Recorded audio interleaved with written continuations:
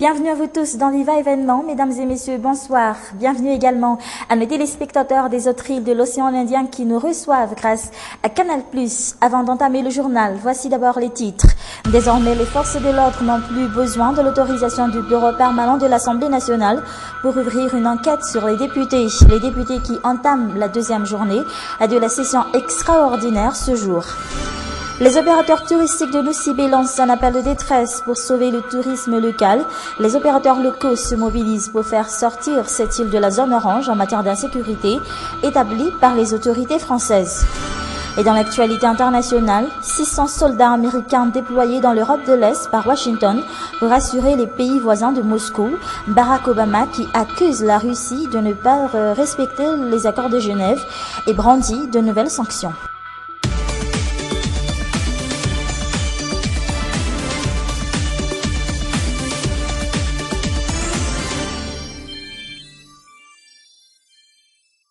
Le tourisme à Nosy-Be est aujourd'hui dans une impasse totale.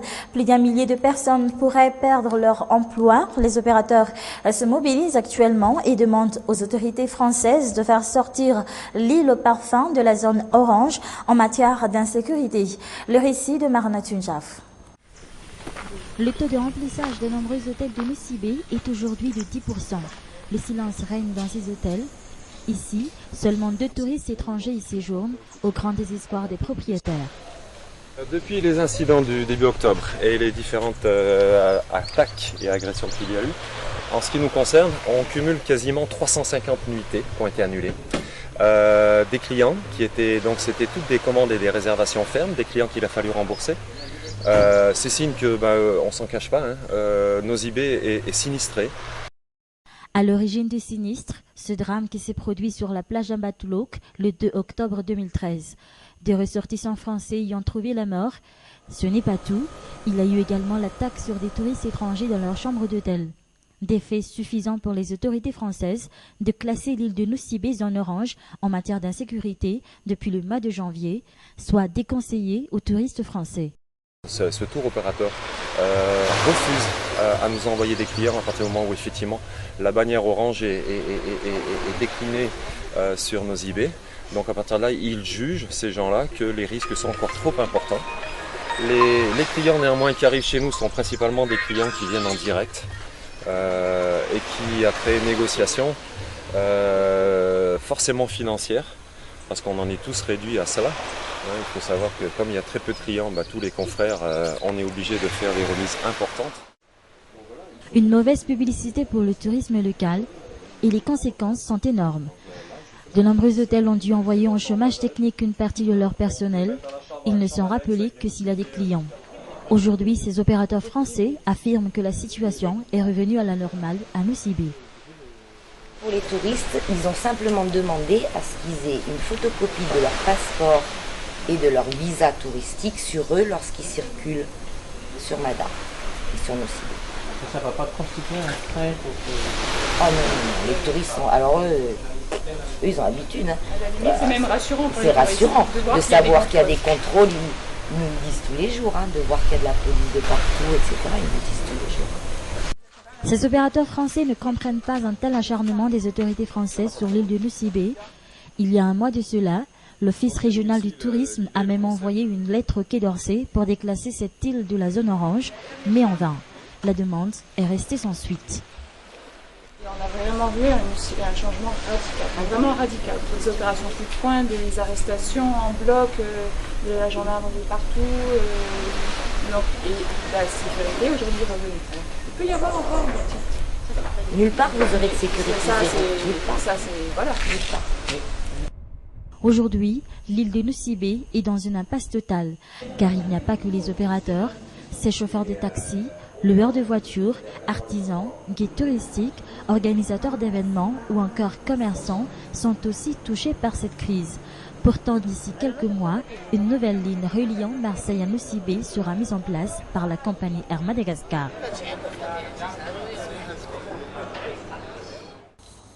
Depuis hier, les députés se réunissent en session extraordinaire à l'Assemblée nationale de Timazaz pour adopter un nouveau règlement intérieur.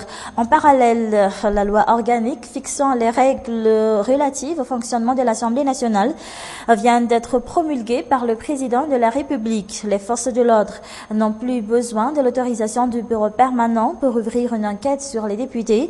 Il s'agit d'un des points forts de cette loi organique. Ces élus devront également faire une déclaration de patrimoine dans un délai de 3 mois. Reportage.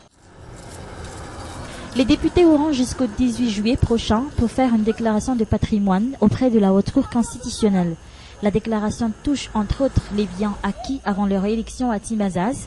Une copie sera envoyée à la Direction générale des impôts d'après l'article 20 de l'ordonnance prise en Conseil des ministres dernièrement relatif au fonctionnement de l'Assemblée nationale. Après réception des copies des déclarations de patrimoine, la Direction générale des impôts est tenue d'ouvrir une enquête. Cette loi organique fixant les règles relatives au fonctionnement de l'Assemblée nationale est entrée en vigueur le 18 avril dernier. Dans son article 11, cette loi stipule que les mesures d'enquête préliminaire peuvent être engagées à tout moment, même sans levée préalable d'immunité, l'autorisation du bureau n'étant requise que pour l'arrestation. Un moyen pour l'exécutif de réduire les droits des députés durant leur mandat, mais pour certains d'entre eux, l'exécutif est en train de dévaloriser leur statut. Vers un élargissement du bureau permanent de l'Assemblée nationale.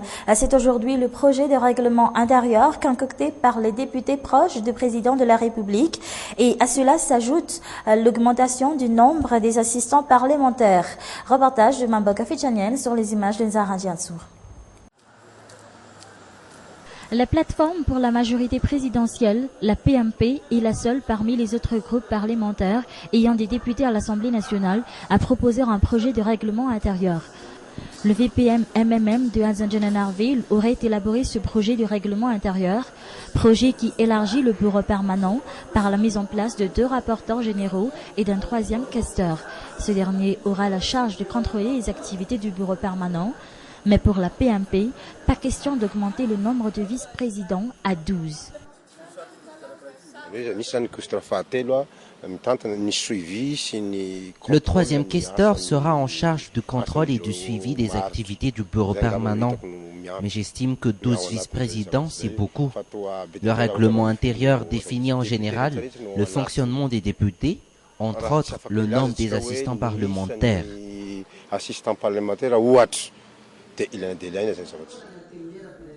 En effet, les 2 projets de règlement intérieur demandent plus d'assistants parlementaires pour chaque député. En revanche, l'actuel bureau permanent dans son projet garde le nombre de vice-présidents à 6, plus un 7e vice-président qui n'est autre que le chef de l'opposition et de 2 questeurs. Le secrétariat permanent a déjà apporté des rectifications dans le projet de règlement intérieur et comme je le disais avant, d'autres députés ou groupes parlementaires vont proposer des projets de règlement intérieur, mais il n'est pas de mon ressort de faire des amendements. Et s'il y a des propositions d'amendement, on doit l'adopter ou non par un vote.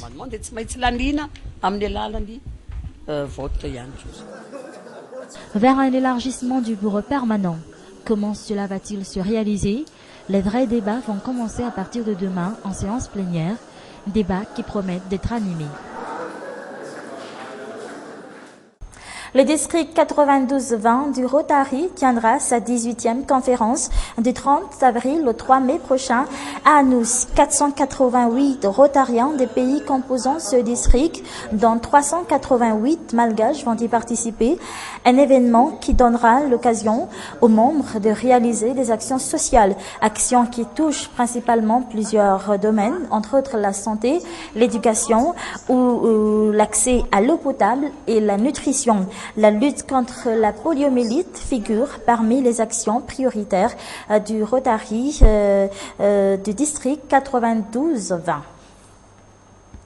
La 10e édition de la Foire aux livres se tient depuis 3 jours à l'esplanade d'Antanarine, l'occasion pour les acteurs de la chaîne du livre de faire découvrir la richesse de la production locale, mais aussi pour revaloriser la lecture, aujourd'hui menacée par Internet.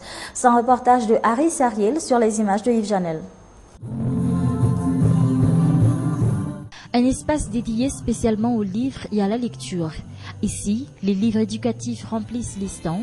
De simples visiteurs, étudiants, mais aussi des enseignants viennent ici pour se ressourcer, comme ce jeune enseignant.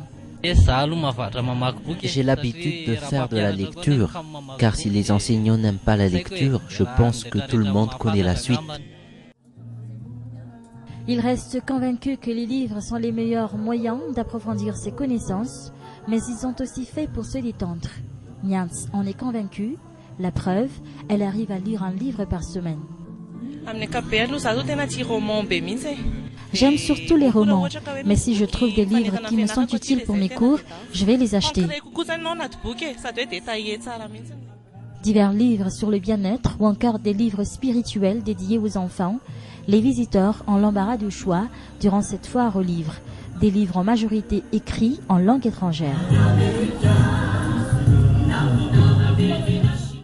Et c'est ainsi que s'achève cette édition. Merci à vous de l'avoir suivi jusqu'à la fin. Excellente soirée à notre compagnie. Au revoir.